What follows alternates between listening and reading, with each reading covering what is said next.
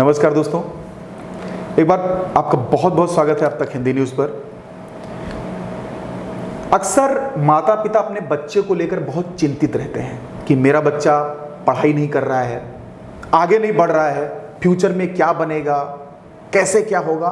ऐसे बहुत सारी चीज़ों को लेकर के माता पिता बहुत टेंशन में रहते हैं, बहुत चिंतित रहते हैं। तो दोस्तों, आज मैं एक ऐसे व्यक्तित्व से आपको मिलवाने वाला हूँ जहां पर आप ये सारी जो टेंशन है ना, 2 मिनट में यहां पर पहुंचते ही आपकी गायब हो जाएगी। तो दोस्तों, हम एक ऐसी शख्सियत से मिलवाने वाले हैं जिन्होंने इसके बारे में बहुत सारी पढ़ाई करी है और आज उनका नाम हर जगह है, मतलब हर जगह एवरीवेयर है। जी हाँ, डॉक्टर HC मेहरोत्रा से। नमस्ते मैम।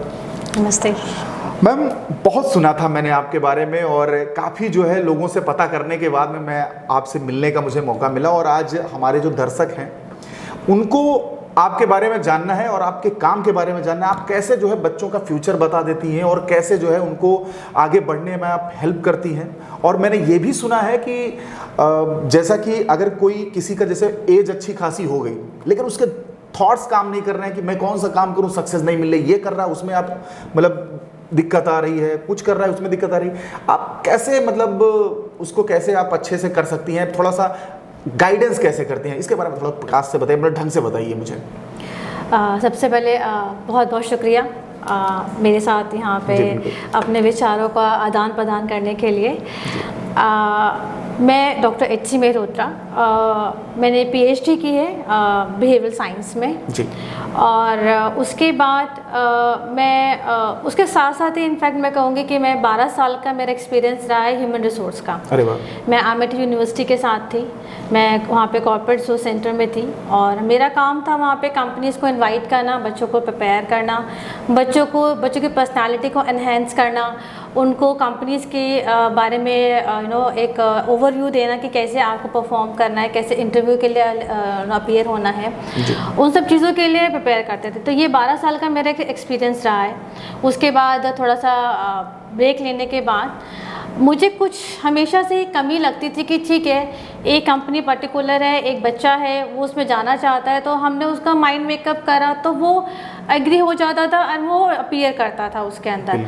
मेंटली उसे भी कहीं ना कहीं पता होता था कि लाइक मे बी ये सूट करेगा या नहीं करेगा, वो डाउटफुल होता था।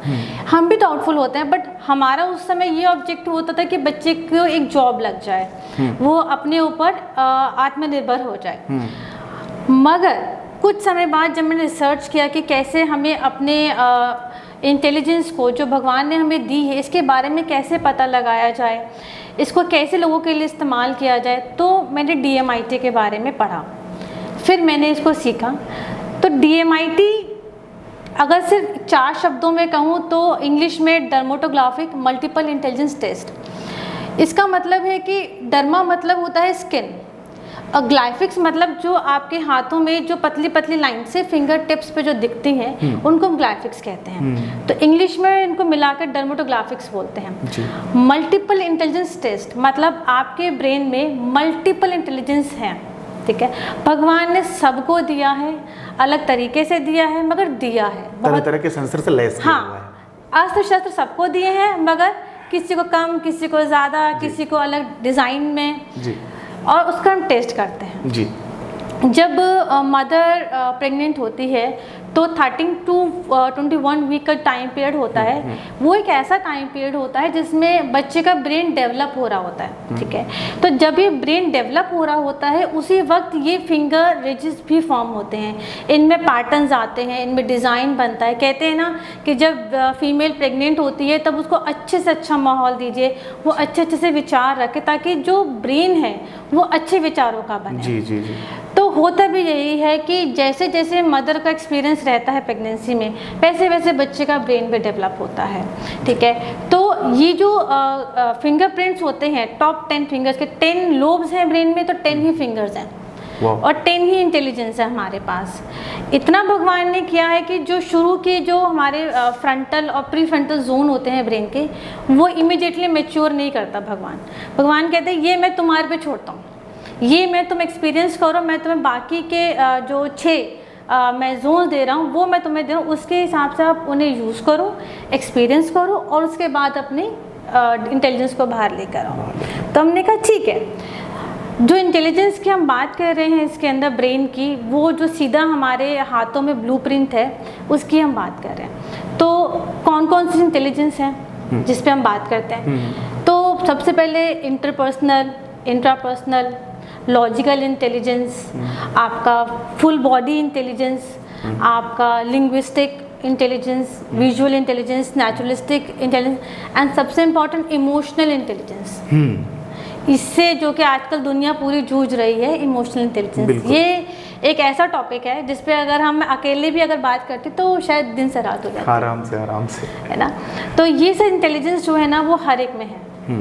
पहले के माता पिता इतना अवेयर नहीं थे अपने बच्चों के लिए कि भाई हमें क्या कराना चाहिए, पड़ोस के बच्चे ने क्या लिया, दोस्त के बच्चे ने क्या लिया, बच्चे का जब बच्चे ने कोई जिद करी तो वही स्ट्रीम बच्चों को दिलवा दी गई। ठीक है, आज का टाइम ऐसा नहीं है। आज का टाइम में सिर्फ साइंस डॉक्टर ही नहीं बनाती है, साइंस साइंटिस्ट भी बना रही है, साइंस रिसर्चर्स भी बना रही है, साइंस बहुत कुछ कर रही है। और साइंस सिर्फ लैब में नहीं रह गई है, साइंस बाहर आ चुकी है बहुत ज़्यादा तरीके से। ऐसे ह्यूमैनिटीज़ भी है, ऐसे ही आर्ट्स भी है। पहले आर्ट्स ले लिया, ये बच्चा तो कुछ नहीं कर पाएगा, पर आर्ट्स का आज का मतलब क्या है? वही बच्चा IAS IPS ऑफिसर बनेगा। बिल्कुल ठीक है। साइंस लेने वाला बच्चा करे ना करे, बट ह्यूमैनिटीज़ वाले का श्योर होता है कि वो IAS IPS ऑफिस के लिए अपेयर कर सकता है, अच्छे से। हाँ। ठीक है। अब बात आती है DMIT कैसे बेनिफिट करता है। ठीक है, अगर सिर्फ मैं पढ़ाई से रिलेटेड देखूं तो ये पेरेंट्स को हेल्प करेगा कि उनका बच्चा किस नेचर के साथ दुनिया में आया है, आपके पास आया है। क्या वो म्यूजिकली इंटेलिजेंट है, क्या वो नेचर के साथ जुड़ा हुआ है, क्या वो नई क्रिएटिविटी करने के लिए आया है। ये पेरेंट्स को पता चलता है DMIT टेस्ट कराने से। तो मतलब इसका जो मेन बेनिफिट, मतलब एक तरीके से अगर आपसे पूछें तो मेन बेनिफिट्स क्या हैं इसके, मतलब मेन बेनिफिट्स क्या हैं? मेन बेनिफिट तो इतने सारे हैं कि अगर मैं गिनवाने बैठूं तो बहुत। फिर भी उनमें से कुछ पर आप जो है जैसे कि बेनिफिट जो है ना वो डिपेंड करता है कि कौन इसे करा रहा है। हाँ। अगर ये बच्चे करा रहा है, अगर पेरेंट्स बच्चे का करा रहे हैं तो बच्चे को तो बेनिफिट होगा, पेरेंट को तो ये बेनिफिट होगा कि मुझे अपने बच्चे की नर्चरिंग कैसे करनी है। आजकल के पेरेंट्स को क्या लगता है कि लाइक जैसे हमने सोचा वैसे बच्चा हो गया, लेकिन इसी में वो जूझ भी रहे हैं। उन्हें ये समझ नहीं आता है ऐसा क्या दें इनको कि ये हमेशा खुश रहें, एक्टिव रहें और एंगर बिल्कुल ज़ीरो रहे। हो उल्टा रहा है, एंगर बढ़ रहा है, एग्रेशन बढ़ रहा है बच्चों में। और जैसे जैसे वो बच्चा टीनेज एज में आ रहा है तो वो बिल्कुल ही ऑपोजिट डायरेक्शन हो जाती है पेरेंट्स और बच्चों की। जैसे क्या देखा जाता है ना कि आजकल अगर बच्चों में फ़ोन इतना पॉपुलर हो गया, आप तो अच्छी तरीके से जानती होंगी, फ़ोन इतना पॉपुलर हो गया है कि अगर वो गेमिंग कर रहे हैं, गेमिंग के लिए अगर बच्चे को जरा सा रोक दिया गया तो फिर वो इतना अग्रेसिव हो जाते हैं जिसकी कोई मतलब सीमा नहीं है।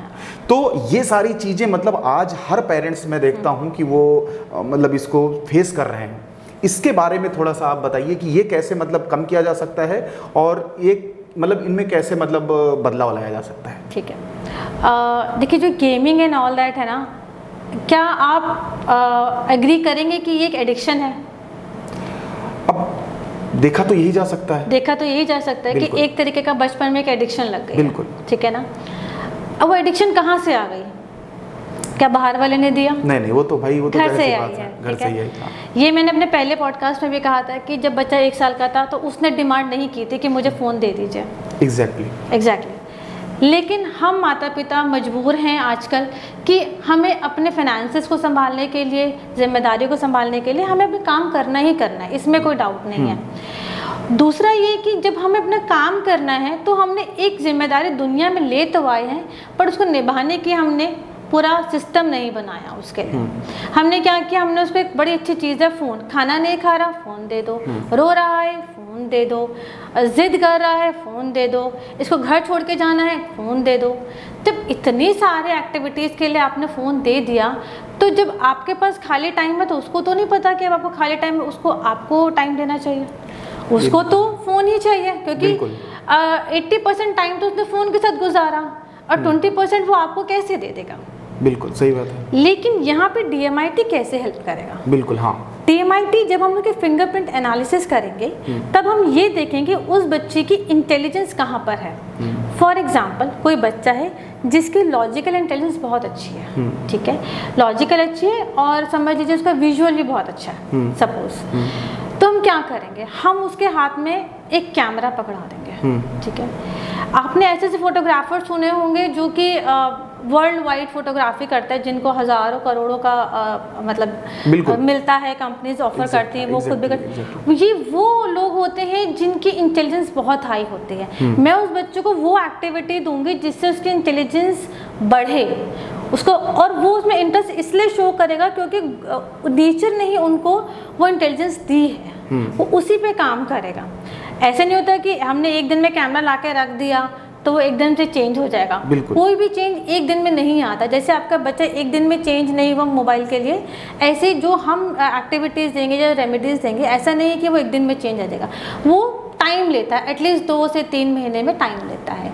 बट वो टाइम लेके आप जो उसकी एडिक्शन है, चाहे फ़ोन की है, चाहे आप टीवी की है या कोई और भी है, हम उसकी अगर इंटेलिजेंस पे काम करें किसी की भी, तो उसकी जो एडिक्शन है उसको हम ओवरकम कर सकते हैं। अच्छा, कुल मिलाकर अगर एक तरीके से देखा जाए तो बच्चों को आपके अनुसार अगर ढाला जाए, अगर आप जैसे DMIT जैसे बताता है या आप जैसे एनालिसिस करेंगे, जैसे आप बताएंगे, अगर उस तरीके से उनके साथ बिहेव किया जाए, उनके साथ वैसा ट्रीट किया जाए, तो वो चेंज हो सकते हैं और वो सही दिशा में मतलब जा सकते हैं। सही बात है। अच्छा, जैसे ये टीनेजर्स होते हैं, एडल्ट होते हैं और प्रोफेशनल्स भी होते हैं बहुत सारे, उनको बहुत डिफीट मिलती है, बहुत सारे क्षेत्रों में उनको डिफीट मिलती है। उनको कैसे DMIT हेल्प करता है? देखिए, सबसे पहले टीनेजर्स को ले लेते हैं। जो टीनेज एज होती है वो एज एक ऐसी एज है जिसमें कि बहुत ही ज़्यादा इमोशंस बहुत हाई होते हैं, ठीक है, और हार्मोनल चेंजेस, फिजिकल चेंजेस बहुत बॉडी में आ रहे होते हैं उस वक्त, टेम्परमेंट बहुत हाई होता है और उस वक्त उनकी अपने समझने की शक्ति और दूसरों को समझाने की शक्ति दोनों ही कम होती है, ठीक है। उस समय बस वो लोग ऑब्जर्व कर रहे होते हैं और टीनेज एज में कोई ने किसी ने ज़रा सा प्यार से स्कूल में बात कर लिया या किसी ने एकदम से झटक दिया फ्रेंडशिप में, तो वो चीज़ उनको इतना इम्पैक्ट करती है कि वो बिल्कुल टूट जाते हैं, शाटर हो जाते हैं, ठीक है, उनके इमोशंस बिखर जाते हैं। ऐसे केस में अगर हम उस टीनेजर को अगर हमने पहले ही अगर हमने समझ लिया कि इसकी इंटेलिजेंस क्या थी, इसे क्या ऐसा बिहेवियर था जो उसको इम्पैक्ट कर सकता था, तो मेंटली उसको हम प्रिपेयर पहले ही कर देते हैं कि बेटा दोस्तों के साथ इतने लिमिट तक रहना चाहिए, उतने लिमिट तक जाना चाहिए, आपको समझना पड़ेगा आपको दोस्त अगर ये बात कह रहा है तो उसका क्या मतलब है। तो हमें जब पता है कि मेरा बच्चा जो है इन्फ्लुएंस जल्दी हो जाता है, ये भी हमारे DMIT में पता चल जाता है कि कौन सा बच्चा जल्दी इन्फ्लुएंस होगा, कौन सा बच्चा इन्फ्लुएंस नहीं होगा। अच्छा, मतलब ये भी पता चल जाता है कि हाँ कि इन्फ्लुएंस कितना हो, कितनी हद तक हो सकता है। तो जब हम बच्चे की उस इन्फ्लुएंस होने की पावर को समझ जाएंगे तब अपने बच्चों को अपने अकॉर्डिंग हम समझा सकते हैं कि बेटा आपको सही गलत में ऐसे डिफरेंस करना है। ये नहीं होगा कि ठीक है 4 दोस्त हैं, चारों के साथ घूमे आप, तो फिर आप भूल जाइए कि आप अपने बच्चे को समझ सकते हैं। बिल्कुल। आपको अपने बच्चे का हर एक इंटेलिजेंस को समझना पड़ेगा, क्योंकि वो इंटेलिजेंस सिर्फ इंटेलिजेंस नहीं है, वो वीकनेस भी बताएगा, वो स्ट्रेंथ भी बताएगा, वो आपका बिहेवियर भी बताएगा, वो आपको हर चीज़ बताएगा जिससे कि आप अपने बच्चे को नर्चर कर सकें। बिल्कुल। हाँ, तो और इसमें अगर एडल्ट की बात करते हैं, ठीक है, बहुत सारे एडल्ट्स में ऐसे आता है कि कॉमर्स तो लिया था मगर आगे चल के कॉमर्स में इंटरेस्ट नहीं आ रहा है, ठीक है, 28 साल की उम्र हो गई है, शादी लायक उम्र है और घर वाले प्रेशर कर रहे हैं कि भाई अब तुम जॉब स्टार्ट कर चुके हो अपने फील्ड की, लेकिन अंदर ही अंदर कहीं लग रहा है कि नहीं मेरे को तो ये अकाउंट्स की प्रोफाइल नहीं चाहिए थी। मेरे को तो लग रहा है कि मैं किसी और चीज़ के लिए बना था। मतलब मैं खुश हूँ, मुझे महीने का 1 लाख का पैकेज मिल रहा है, लेकिन आई एम नॉट हैप्पी, क्या करूँ। उस केस में DMIT आपको बता देगा कि ठीक है कॉमर्स के लिए बने ही नहीं थे, आप तो बने थे साइंस के लिए, ह्यूमैनिटीज़ के लिए, ओह माय गॉड, ठीक है, बट दैट टाइम अब चेंज कर चुके हैं, बट रास्ते तभी भी होते हैं क्योंकि आज बिल्कुल जाहिर सी बात है, रास्ते तो हर जगह होते हैं, लेकिन मतलब मैं तो इस उसमें शॉक्ड हूँ कि मतलब इतना डीपली मतलब आप एनालाइज करके आप सामने वाले का ये बता देते हो कि हाँ आपको इसके लिए नहीं थे, आप इसके लिए थे। तो क्या अगर वो बंदा उस क्षेत्र में जो आप बता रहे हैं, अगर उस क्षेत्र में अगर वो काम करे तो मेरे ख्याल से 100% सक्सेसफुल। देखिए जो सक्सेस होती है ना, इसके डेफिनेशन सिर्फ पैसा नहीं होता, पेरेंट्स भी जानते हैं। हर पेरेंट चाहता है कि हमारा बच्चा हैप्पी हो, कंटेंट हो और सक्सेसफुल, मतलब वो पैसा भी रखे, वो खुश भी हो, उसकी अच्छी फैमिली भी हो, सब चीज़ हो। मगर क्या आपको लगता है कि एक बार में सब कुछ आ जाता है? नहीं, एक बार में कैसे, मतलब ये तो पॉसिबल नहीं होता है ना।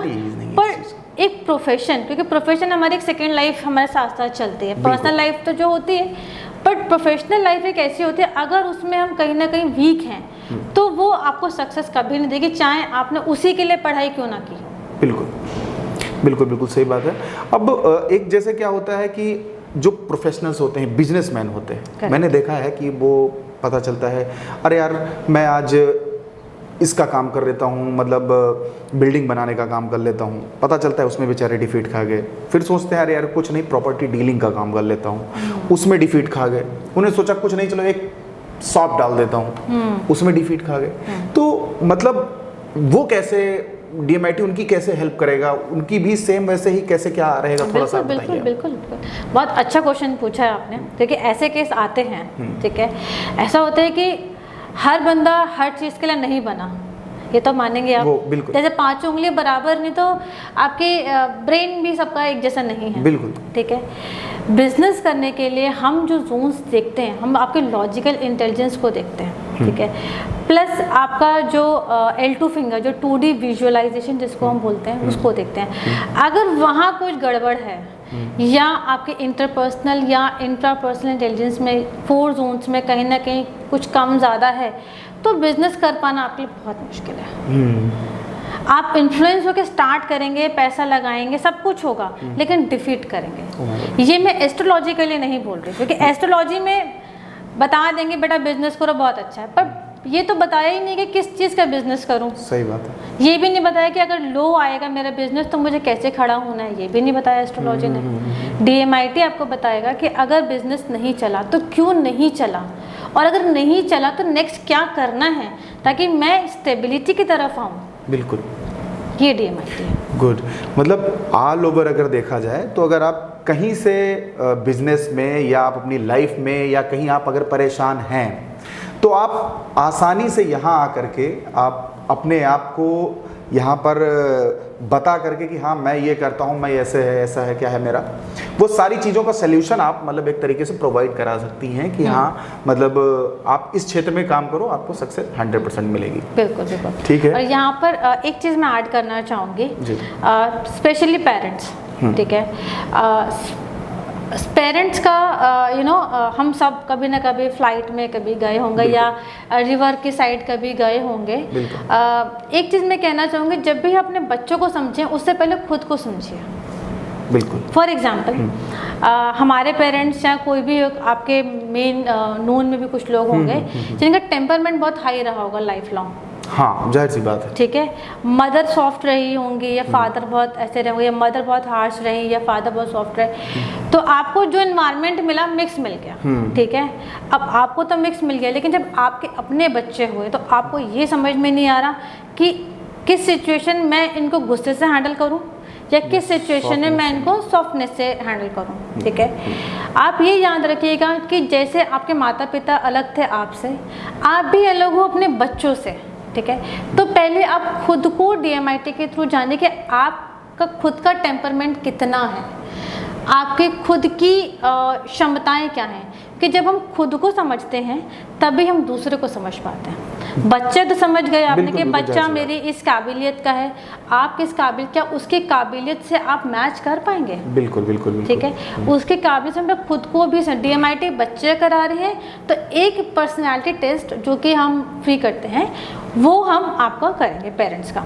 ठीक है, और उसमें आप अपने साथ साथ अपने बच्चे को समझिए, उनकी क्षमता, उनकी वीकनेस को भी समझिए। ठीक है, उसके बाद उनको नर्चर करिए, क्योंकि सब जगह कहा जाता है ना, पहले खुद की सुरक्षा कीजिए फ्लाइट में भी कहा हम जाता है। सुधरेंगे तो युग सुधरेगा, वही हाँ, वाला युग system। सुधरेगा, और पहले खुद की सुरक्षा, फिर अपने बच्चे की, अपने बगल वालों की सुरक्षा। बिल्कुल, बिल्कुल। ठीक है, खुद को संभालिए, अपने बच्चों को संभालिए, तभी पूरा परिवार जो है आगे गुड, फल फलाएगा। बहुत अच्छा। अच्छा मैम, ये बताइए इसमें कितना टाइम लगता है? अगर माना कि अगर कोई पेरेंट्स आपके पास आता है जी।